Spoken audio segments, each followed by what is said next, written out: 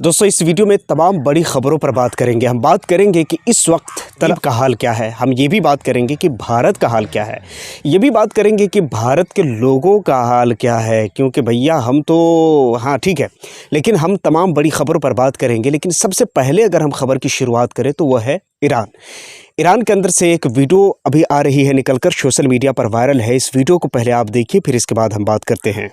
إذ عدنا لنشهد عدوانا إجراميا جديدا شنه الإسرائيليون والأمريكيون على إيران بوصفها ركنا مهما في العالم الإسلامي ذلك البلد الذي ظل على الدوام في طليعة المدافعين عن الأمة الإسلامية في وجه العدوان الظالم। दोस्तों इस वीडियो में आप देख सकते हैं खातमुल अंबिया के हेडक्वार्टर और उसके स्पोक्स पर्सन को आप सुन रहे थे।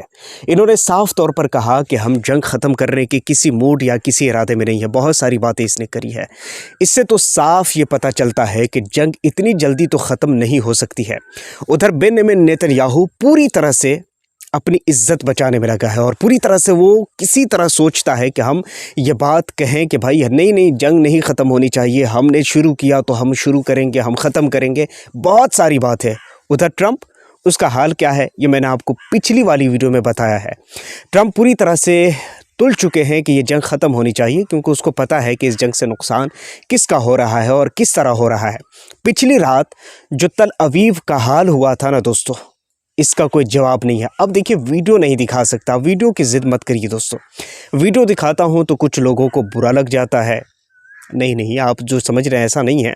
वीडियो में दिखा सकता हूँ लेकिन यहाँ नहीं। आपको अगर वीडियो देखनी है ना तो आप इसी द फीड आउट के एक्स अकाउंट, जो कि ऑफिशियल एक्स अकाउंट है, उसको जाइए, वहाँ पर आप ज़रूर इंटर कीजिए। वहाँ पर तमाम वीडियोज़, फ़ोटोज़ और वहाँ पर बहुत सारी चीज़ें हम खबरें देते रहते हैं। अगर सबूत चाहिए तो आप वहाँ चले जाइए प्लीज़। अब देखिए जो तल अवीव का हाल हुआ है उसका कुछ फ़ोटो तो मैं दिखा ही सकता हूँ। ये हाल हुआ है दोस्तों। अब यहीं पर बात ख़त्म नहीं होती, बल्कि गज़ा के बच्चों में जिस तरह की खुशी देखी गई है ना। अब एक चैनल है द बुशरा सिद्दीकी, जो अरबी चैनल है, ये क्या कुछ कह रही हैं ज़रा इनको मैं आपको सुनाना चाहता हूँ। अब ये द बुशरा सिद्दीकी कह रही हैं, लिख रही हैं, अरबी में लिख रही हैं, मैं ये पढ़कर आपको बताना चाहता हूँ। लिख रही हैं, मिन फरिहात फ़ाल गज़ा बिस्वारिक़िल ईरानिय्यतिल मुत्तजिहति इला क़ल्बि तल अबीब अरफ़्तु अन्ना मन लम यफ़रहु बिहा नाक़िदु लिश्शरफ़ि वल करामा तल अबीब लैलत मुनव्वरा अफ़रहु कमा फ़रिहतु अत्फ़ाल गज़ा। बात यह है, ये कह रहे हैं गज़ा के बच्चों को तल अबीब के क़ल्ब की तरफ जाने वाले ईरानी मिज़ाइलों पर खुश होते हुए देखकर मुझे यकीन हो गया कि जो उन पर खुश नहीं हुआ वो शर्म हया और गैरत वक़ार से महरूम है। आज रात तल अबीब रोशन है, जगमगा रहा है। तुम भी वैसे ही खुशियाँ मनाओ जैसे गज़ा के बच्चों ने खुशियाँ मनाई थी।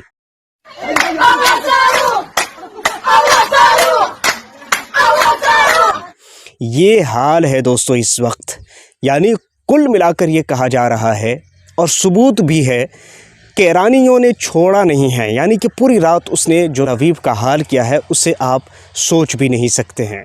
हाँ, ये कन्फर्म हो गया दोस्तों। बात यहीं पर ख़त्म नहीं होती है, बल्कि ये जो ईरान के, इज़राइल के और ये जो अमेरिका की जंग है उसका क्या असर पड़ा है भारत पर। Indian police have been deployed at petrol pumps in Gujarat amid panic for potential fuel shortage as Iran blockage of the strait of Hormuz disrupt. अब ये कह रहे हैं कि 40% जो क्रूड ऑयल है वो स्ट्रेट ऑफ हॉर्मुज़ के थ्रू सप्लाई होता है। लोग गुजरात की सड़कों पर, पेट्रोल पंप पर किस तरह भीड़ लगा करके लोग पेट्रोल के लिए जमा हो गए हैं।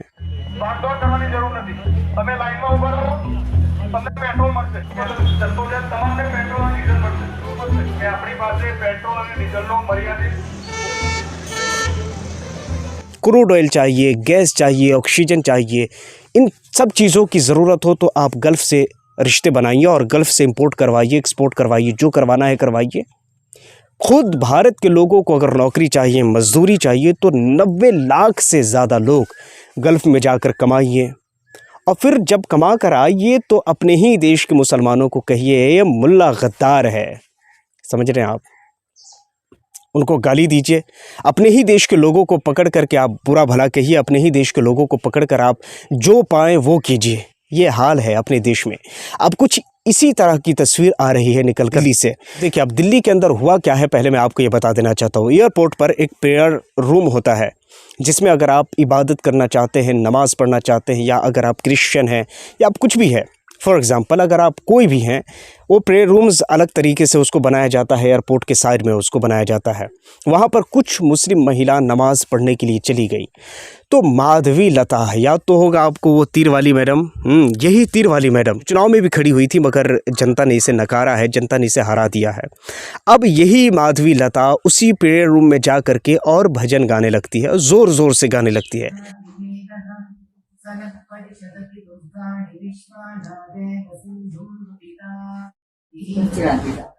नापादुरितादिपर्षि अग्ने अत्रिवन्मनसा गृणानोऽस्माकं बोध्यविता तनूनाम् पृतनाजितपुंसकमानमुग्रमग्निगुम्भुवेम परभासधस्तात् स नः परिषदति दुर्गाणि विश्वाक्षामद्देवो अधिदुरितात्यग्निः प्रत्नोषितमीढ्यो अध्वरेषु सनाश्च गोतानव्यश्च षष्ठी स्वाञ्चाग्ने तनुवम् पिप्रयस्व स्वभ्यम् च सौभगमायजस्व गोभिर्जुष्टमयि जोनिषिक्तन्तवेन्द्रविष्णोरनुसञ्चरेम नाकस्य पुष्णमपि संविसारो वैष्णवीम् लोक इहमादयन्ताम् कात्यायनाय विद्महे कन्याकुमारि धीमहि तन्नो दुर्गिः प्रचोदयात्।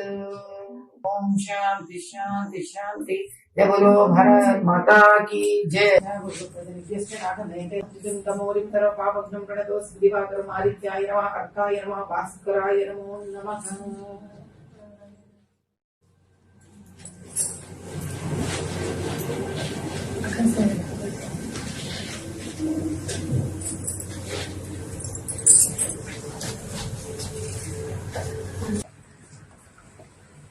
और उस जगह आप देखेंगे तो रूल होता है कि आप वहाँ पर ज़ोर ज़ोर से कोई भी ऐसे प्रेयर्स आप नहीं कर सकते हैं जो लोगों की शांति को भंग करें।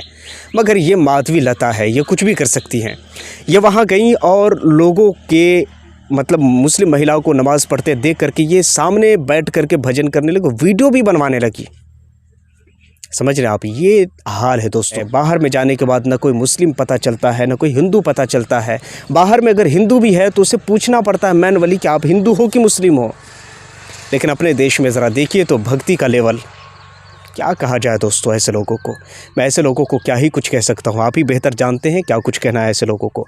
ये हाल है दोस्तों। ज़रा इनसे पूछे जो गुजरात के अंदर जो अभी फ्यूल क्राइसिस अभी है, जो अभी गैस को लेकर क्राइसिस चल रहा है, उसको कैसे हल करेंगे ये।